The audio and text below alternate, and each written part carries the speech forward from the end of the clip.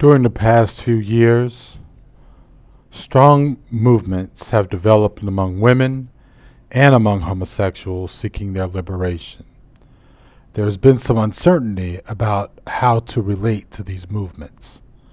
Whatever your personal opinions and your insecurities about heterosexuality and the various liberation movements among homosexuals and women, and I speak of the homosexuals and women as oppressed groups, we should try to unite with them in a revolutionary fashion. I say whatever your insecurities are, because as we very well know, sometimes our first instinct is to want to hit a homosexual in the mouth, and we want a woman to be quiet. We want to hit a homosexual in the mouth because we are afraid that we might be homosexual. And we want to hit a woman or shut her up because we are afraid that she might castrate us or take the nuts that we might not have to start with. We must gain security in ourselves and therefore have respect and feelings for all oppressed people. We must not use the racist attitude that the white racists use against our people because they are black and poor. Many times the poorest white person is the most racist because he is afraid that he might lose something or discover something that he does not have. So you're some kind of threat to him. This kind of psychology is in operation when we view oppressed people and we are angry with them because of their particular kind of behavior or their particular kind of deviation from the established norm. This is an excerpt from a speech titled "History is a Weapon: The Women's Liberation and Gay Liberation Movements." It was a speech given by Huey P. Newton, founder of the Black Panther Party, August 15, 1970.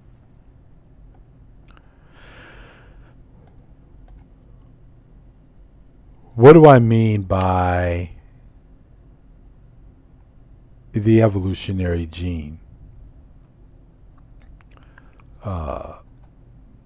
It's what I mean by that is pretty simple. It's really just about what is it that people are, when you have that part in you that wants to go beyond what it is that you were taught that you need to, what is it that you were taught that you need to be, who you were supposed to identify with. If you come from a privileged group, i.e. a white male, for instance, you know that there really isn't anyone else. You know that you are the only one at this point who's sort of at the top of the social food chain, right? A man like John Brown, for instance, in his time period, you could have been the laziest drunken bum in the world and be a white male, and yet you'll find yourself, if you wanted to clean up, you would work really hard, most likely whipping slaves for whatever money that you got paid to do that for, field foreman, save up that money, buy yourself a plot of land, and then you can then go and have slaves yourselves. Oh, and then you would have to do the hard work of killing whatever Native Americans were living in that area who might have been a threat to taking your land back that you are in turn stealing from them. And then, he lived in that period, and yet through, down to whatever core part of him, he most likely would have said it was about God. He was a very deeply religious man. He cared enough about a whole group of people that he was not a part of to want to get hanged later as he led the raid on Harper's Ferry to free slaves.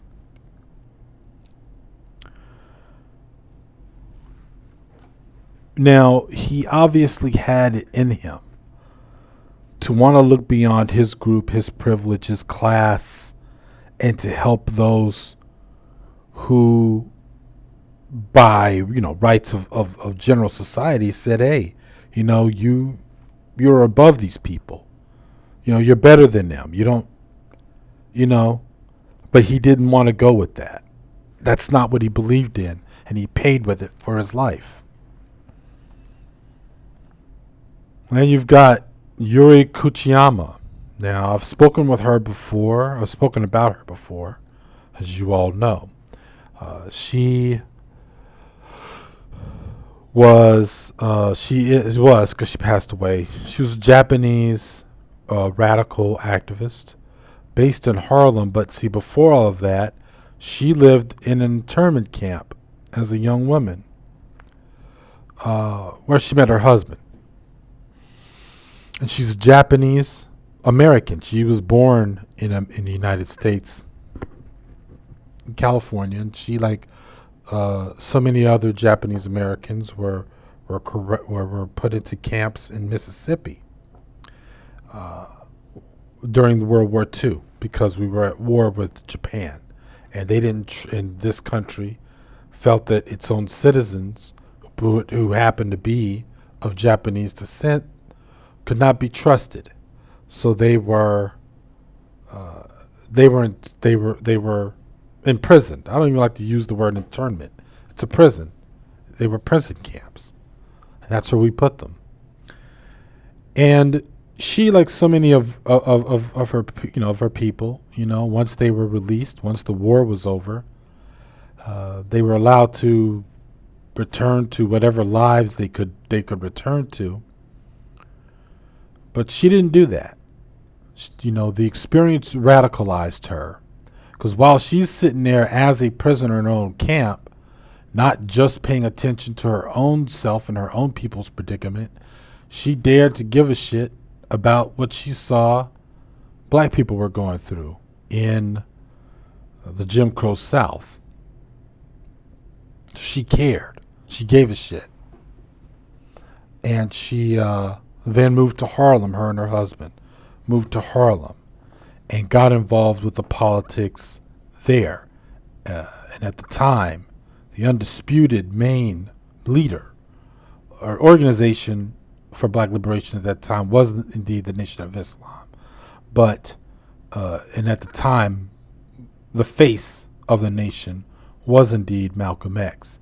And then when he quit, Yuri truly followed Malcolm in terms of listening to his speeches and working with others politically who were outside of the Nation of Islam or outside of what Malcolm was trying to do, but working with African Americans and whatever different things that they were doing, dealing with housing, police brutality.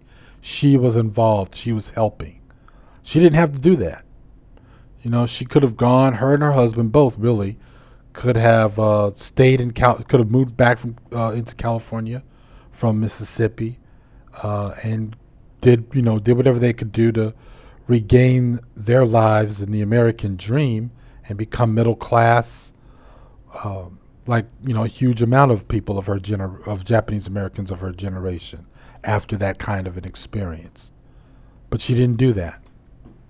She gave a shit about somebody else that she was not a part of and not part of that group. Then you have, right now, currently, the three women who founded the Black Lives Matter movement. And again, whatever criticisms you may have about the movement, that's neither here nor there right now. The point is, you've got three women, middle class. One of them is definitely a lesbian. The other one, all three of them identify themselves as feminists, and yet they started a movement that is trying to champion or trying to stop the murders of black people. Not black people in general, but statistically, these women know that the majority of those who are getting murdered by the police are indeed males. And, we can guess at their sexual orientation. We don't give a shit. The point is that black men, for the most part, are being shot and murdered by the police. And yet these women founded this organization, right now, currently the only real active militant organization fighting against police brutality. They didn't have to do this. They don't. They're highly educated women, these three women. They could just go on and head up whatever non-GO or non-profit organization there is and just move the fuck on. They don't have to give a shit. So what is it that all these people have here in common? Huey's speech that I just told, I just explained and told us and talked about John Brown and Yuri Kuchiyama. What is it that they all have in common? I guess they have the I give a shit gene. They have the evolutionary gene. They have the I'm not a sociopath gene, because sociopaths lack empathy for other groups and people. That's what they have. And that's what they have in common. And there's nothing wrong with that. There's nothing special or exceptional. If anything, the majority of us in society, we're the freaks. We're the we are the minority as a majority, because it's common for us to only look out for who we are part of or who we represent. In the black community, black men, feel that they aren't empowered or represented because not everybody's collectively within the community who's not male and black and heterosexual are not collectively getting on their knees and sucking our dicks. When, on the other hand of it all, we define what's beautiful in black women, we want to define the roles, although we really aren't in the position of doing that, but we want to, and we want to whine about that.